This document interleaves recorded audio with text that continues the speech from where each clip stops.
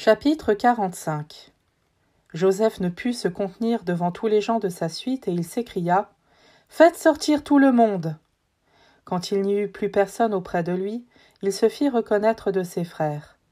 Il pleura si fort que les Égyptiens l'entendirent et même la maison de Pharaon. Il dit à ses frères « Je suis Joseph, est-ce que mon père vit encore ?»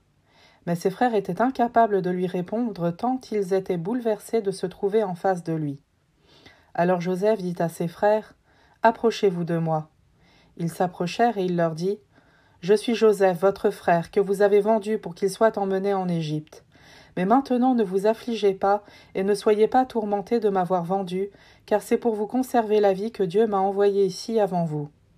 Voici déjà 2 ans que la famine sévit dans le pays, et 5 années passeront encore sans labour ni moisson.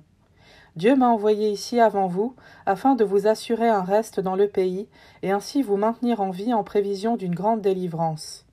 Non, ce n'est pas vous qui m'avez envoyé ici, mais Dieu. C'est lui qui m'a élevé au rang de père de Pharaon, maître de toute sa maison, gouverneur de tout le pays d'Égypte.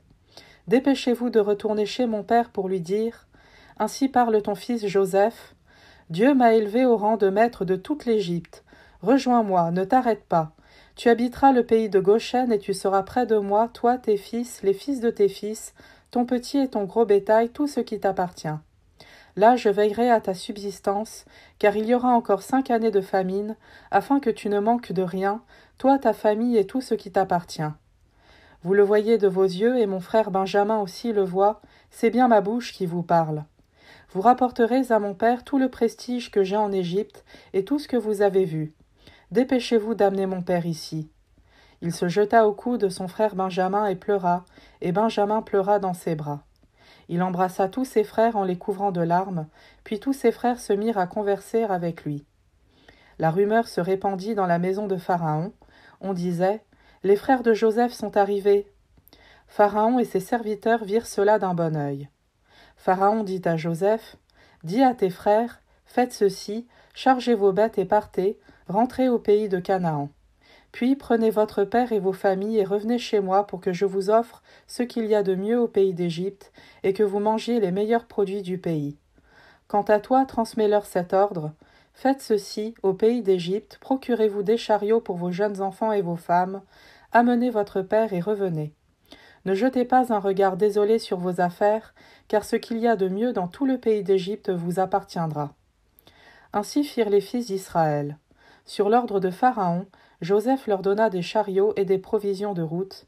Il distribua à chacun des vêtements de rechange, mais à Benjamin, il donna 300 pièces d'argent et 5 vêtements de rechange. Il envoya également à son père 10 ânes chargés de ce qu'il y a de mieux en Égypte, et 10 ânesses chargées de froment, de pain, de vivres, pour le voyage de son père. Puis il renvoya ses frères qui se mirent en route. Joseph leur avait dit « Ne vous disputez pas en chemin. » Ils remontèrent donc d'Égypte et arrivèrent au pays de Canaan chez leur père Jacob.